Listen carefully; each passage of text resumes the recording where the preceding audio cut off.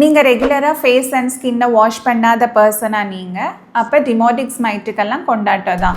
உங்கள் oil and sweat கிளான்ஸில் சில் பண்ணிட்டு இருக்கிற ஸ்மால் கிரியேச்சர் தான் வந்துட்டு இந்த டிமோடிக்ஸ் மைட்.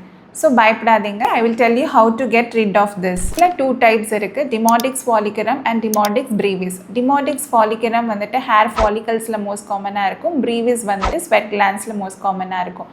இது யாருக்கெல்லாம் மோஸ்ட் காமனாக ப்ரெசென்ட் பண்ணணும்னா, எக்ஸஸ் ஆயில் செக்ரிஷன்ஸ் இருக்கிற பர்சனுக்கு, இம்யூனிட்டி லோவராக இருக்கிற பர்சனுக்கு அண்ட் எல்டர்லி பர்சன்ஸ். யூஸ்வலி இது ஹார்ம்லெஸ்.